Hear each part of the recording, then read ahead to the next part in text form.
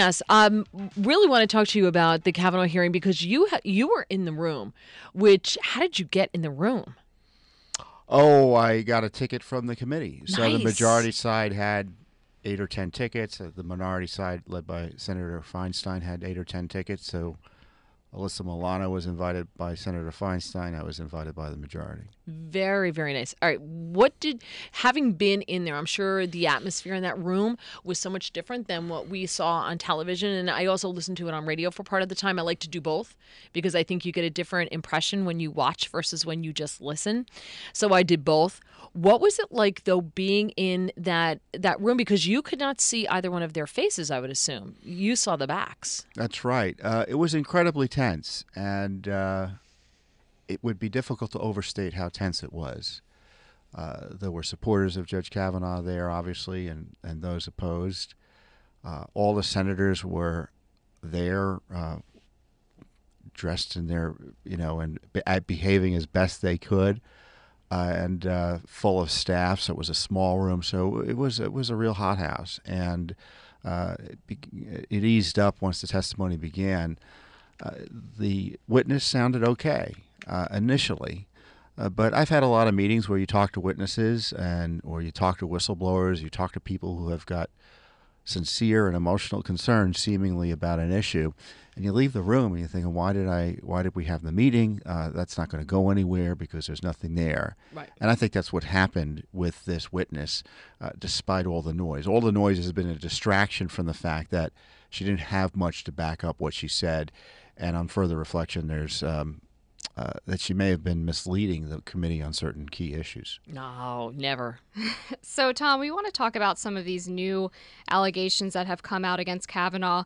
Most recently, there was a New York Times story that came out last night.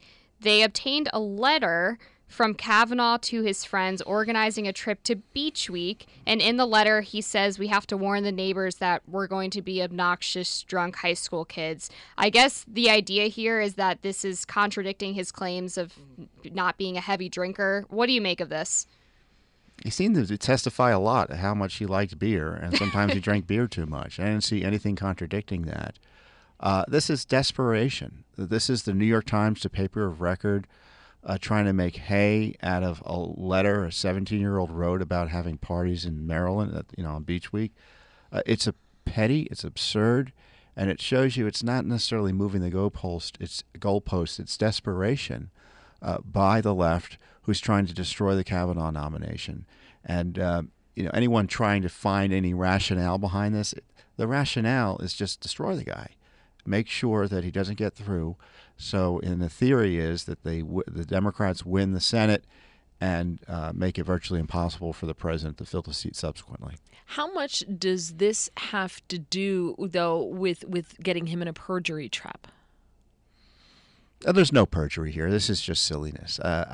It is so frustrating to see the media with their allies on the Hill, because this is a liberal effort, just walking lockstep on fraudulent issues. There is no perjury. There's no temperament issue. I saw Hillary Clinton yesterday talk about the temperament issue. She doesn't have an original thought. This is all talking points that have been spread out among the left. And I tell you, one thing I did notice at the hearing was when I walked into it, I had to walk through a phalanx of protesters that were there illegally, that were there to intimidate senators, staff, and attendees of the hearing. And I'm not intimidated by it, but it looks like some senators were, like Senator Flake the next day, and they were specifically targeting, Mary and Amber, the elevators of the Senate office buildings. Surprise, surprise, there was an assault on Flake at the elevator. And I find that interesting. We were just having that conversation that I don't understand how someone who can get into the members-only elevator, how does that happen? I don't understand how that happens. Isn't that dangerous? No, where's security? Well, the elevators, where the elevators are. The members don't only stick to member-only elevators. Well, now. And they hang out in the elevator banks. A few of them are going into the elevators and refusing to get off that day. So they had to be removed by the police. So this hearing was, again, they had the air of violence and intimidation in the Senate hallways as this hearing began. You mentioned Jeff Flake. He also was at the same event for the Atlantic Festival yesterday that Hillary Clinton was at. And this is what he had I wasn't invited. Well, neither were we. So, but you're here today. I mean, so You're you in got the good better, company, you got the Tom. better invite. Better outlet. That's for sure. Here's Senator Flake saying almost kind of what Hillary said. I told my wife I hoped that I would sound that indignant if I felt that I was unjustly, maligned.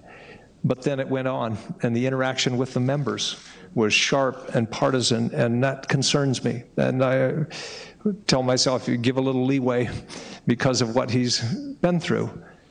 But on the other hand, we can't have this on the court. We simply can't. The man's been on the court for a dozen years, hundreds of opinions.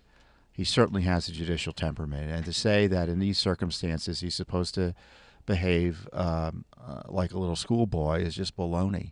And I'd like to see Senator Flake complain about the behavior of the Democrats who are looking at this man. I witnessed this in the hearing. Of course, it doesn't come through on TV. They were smirking at him throughout most of his testimony and questioning.